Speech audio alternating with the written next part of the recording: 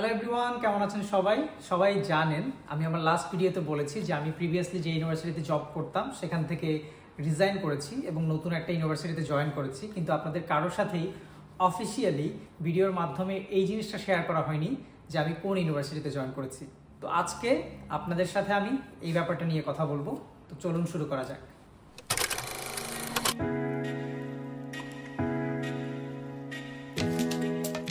প্রথমত আমি আপনাদের সবার জন্য ডিক্লেয়ার করছি যে আমি কোন ইউনিভার্সিটিতে জয়েন করেছি। মূলত আমি জয়েন করেছি নীলাই ইউনিভার্সিটিতে। এই নীলাই ইউনিভার্সিটিটা নীলাই সিটিতে, এবং আমি জয়েন করেছি assistant manager international student recruitment ডিপার্টমেন্টে।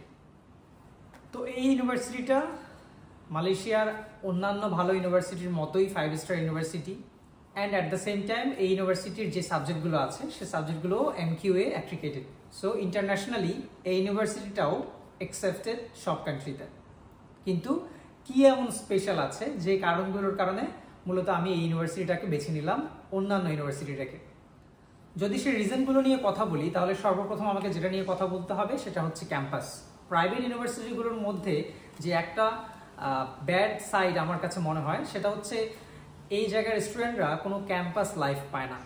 প্রত্যেকটা ইউনিভার্সিটি একটা লম্বা বা স্ট্রাকচার্ড বিল্ডিংয়ের ভিতরে, কিন্তু নীলা ইউনিভার্সিটি পুরো 105 একর জমি নিয়ে করা একটা ক্যাম্পাস, যে ক্যাম্পাসে একটা লেক রয়েছে, যে ক্যাম্পাসে লেকের পাড়ে বসে আড্ডা দেওয়ার জায়গা আছে, যে ক্যাম্পাসের দুটো পাশে দুটো ছোট পাহাড় আছে, চাইলে আপনারা সেটার উপরে উঠে ক্যাম্পিং করতে পারেন।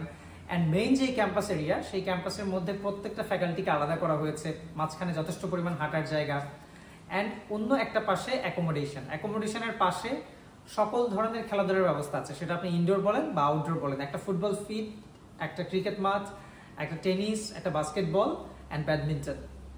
সো ওভারঅল ক্যাম্পাস যদি আমি চিন্তা করি, অ্যাকচুয়ালি যেটাকে আমরা ট্রেডিশনাল ক্যাম্পাস বলি, তাহলে নীলা ইউনিভার্সিটির সেই ট্রেডিশনাল ক্যাম্পাসটা আছে, যেটা 105 একর জমি নিয়ে করা।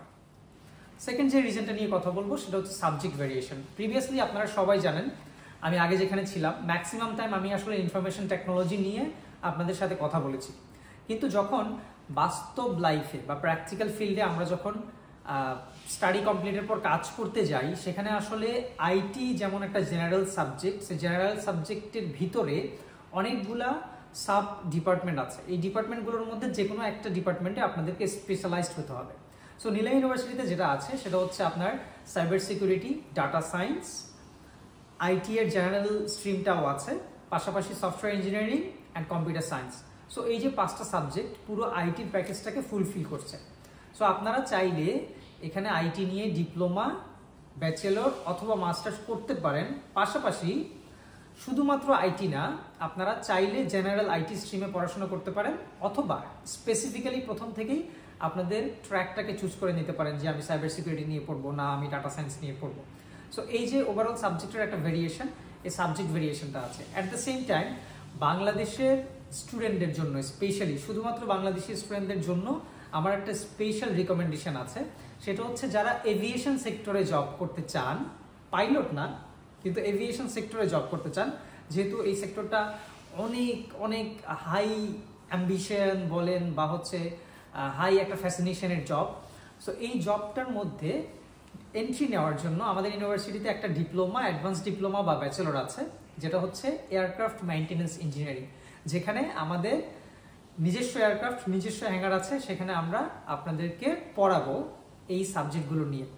সো এই সাবজেক্টটা নিয়ে যারা বিস্তারিত জানতে চান তারা চোখ রাখবেন আমার চ্যানেলে।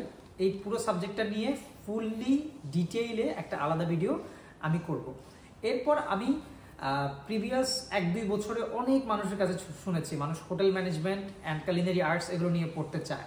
নীলা ইউনিভার্সিটিতে একটা পুরো আলাদা ফ্যাকাল্টি আছে এটার জন্য, যেই ফ্যাকাল্টির পুরো 4 তলার একটা বিল্ডিংকে আমরা হোটেলে কনভার্ট করেছি, যেটাকে আমরা হোটেলের মতো করে সাজিয়েছি। তার ভিতরে কুলিনারি আর্টস আছে, হসপিটালিটি ম্যানেজমেন্ট আছে। সো আপনারা যারা সেখানে পড়তে চান তাদের জন্য একটা ভালো অপশন হিসেবে কাজ করতে পারে।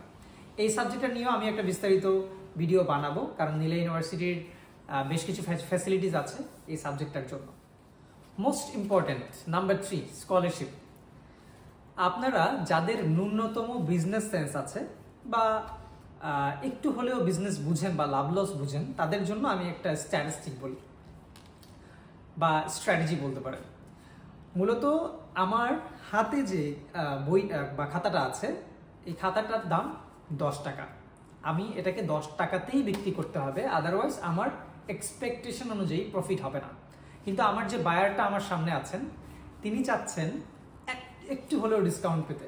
তো আমি যেটা করলাম, আমার স্ট্র্যাটেজিটা সেটা হচ্ছে, আমি এই খাতার দাম বললাম 20 টাকা এবং আপনাকে আমি বললাম আপনাকে 50% আমি ডিসকাউন্ট দিব, আপনি এটা 10 টাকায় কিনতে পারছেন। অ্যাকচুয়ালি আমার কিন্তু 10 টাকায় বিক্রি করাটাই অ্যাম্বিশন ছিল।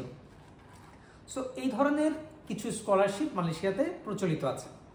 এই জিনিসটার ফলে কি হয়, সবার জন্য যার সিজিপিএ 2 থেকে শুরু করে যার সিজিপিএ 5 যে এন্ট্রি নিতে পারে কোনো মতে থেকে শুরু করে সবচেয়ে ভালো স্টুডেন্ট, সবার জন্য সমান ডিসকাউন্ট, যেটাকে স্কলারশিপ বলা হয়।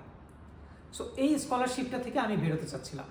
এই স্কলারশিপটা থেকে বের হয়েই আমি মূলত নীলা ইউনিভার্সিটিতে আসলাম, যেখানে 10 টাকার খাতা আপনাকে 10 টাকাতেই বিক্রি করা হবে। এর পাশাপাশি যাদের result extra ordinary, such as SSC অথবা এইচএসসিতে 3.75 অথবা 4.38 এর উপরে আছে, তাদের জন্য 25 থেকে 50% স্কলারশিপ আছে, বাকিদের জন্য নেই, বাকিদেরকে পুরো 10 টাকাই দিতে হবে। সো যাদের এই স্পেশাল রেজাল্টটা আছে, তাদের জন্য নীলা ইউনিভার্সিটি ভেরি বেস্ট চয়েস। কেন?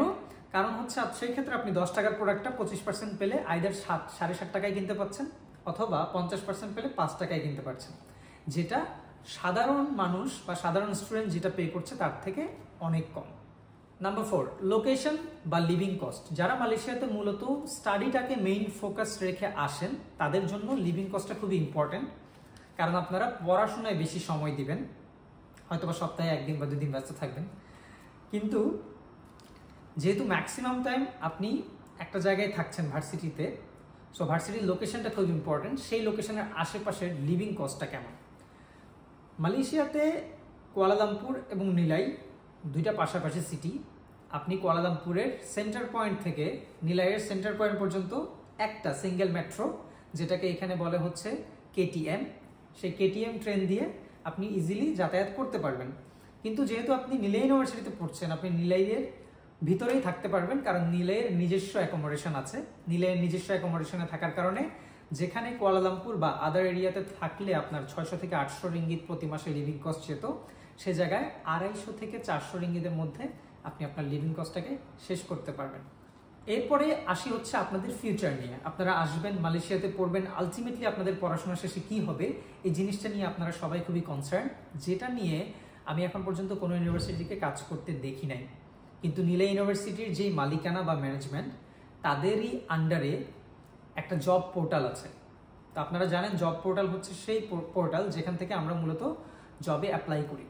সো নিলাইয়ের নিজস্ব জব পোর্টাল থাকার কারণে স্বয়ং নীলা ইউনিভার্সিটির যে ইউনিভার্সিটির ওয়েবসাইট, সেই ওয়েবসাইটের ভিতরে গিয়েও আপনারা জব সাইটটা দেখতে পারবেন। জব সাইটটা দেখতে পারার কারণে আপনারা যারা ফাইনাল ইয়ারে আছেন বা ফাইনাল সেমিস্টারে আছেন বা অলমোস্ট শেষ হয়ে গিয়েছে, সেরকম সিচুয়েশনে এই সমস্ত জায়গায় অ্যাপ্লাই করে আপনারা ইন্টার্নশিপ অথবা আপনাদের পার্মানেন্ট জব দুইটাই অ্যারেঞ্জ করতে পারবেন।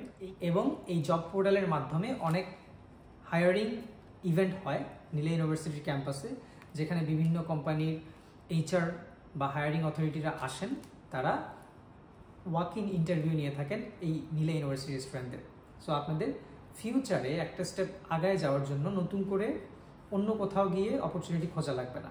যে জায়গায় আপনি পড়ছেন সেই জায়গায় আপনাকে অপরচুনিটি ক্রিয়েট করে দেবে। সো আমার ভিডিও যারা দেখেন, যারা আমার কথা মনোযোগ দিয়ে শুনেন, বা যাদের কাছে আমার কথাগুলোকে গুরুত্বপূর্ণ বলে মনে হয়, যাদের রেজাল্ট ভালো আছে, যাদের সিজিপিএ ভালো আছে, যারা স্টাডিতে ফোকাস করতে চান, তাদেরকে আমি বলবো আপনারা নীলা ইউনিভার্সিটির ওয়েবসাইট আমার ডিসক্রিপশন বক্সে দেওয়া আছে, সেখান থেকে ভিজিট করে দেখতে পারেন। আমাদের প্রোগ্রামের প্রসপেক্টাসগুলো সেখানে আপলোড করা আছে, আপনারা সেখানে দেখেন। যারা ইন্টারেস্টেড ফিল করবেন, তারা চাইলে স্বয়ং নীলা ইউনিভার্সিটির ওয়েবসাইটে যে নাম্বার আছে সেখানে নক করতে পারেন। নক করে আমার কথা বলতে পারেন, আমার টিম আপনাদেরকে রিপ্লাই করবে, অথবা আমার কাছে আপনাদের নাম্বার হ্যান্ড ওভার করবে, সেক্ষেত্রে আমি আপনাদেরকে রিপ্লাই করব। অথবা আমাদের অনেক অথরাইজড এজেন্ট আছে, যে সমস্ত এজেন্টের সাথে আপনারা কথা বলবেন তাদেরকে জিজ্ঞেস করতে পারেন যে নীলা ইউনিভার্সিটিতে তারা অথরাইজড কিনা। তারা যদি অথরাইজড হয়ে থাকে তাহলে তাদের থ্রুতেও আমাদের ইউনিভার্সিটিতে অ্যাপ্লাই করতে পারেন। সো নীলা ইউনিভার্সিটির প্রত্যেকটা সেক্টর, প্রত্যেকটা সাবজেক্ট, প্রত্যেকটা ফিল্ড, প্রত্যেকটা অপরচুনিটি অ্যান্ড সুযোগ সুবিধা নিয়ে আমি কথা বলবো আমার পরের ভিডিওগুলোতে। ততক্ষণ পর্যন্ত সবাই ভালো থাকবেন, সুস্থ থাকবেন। আল্লাহ হাফেজ।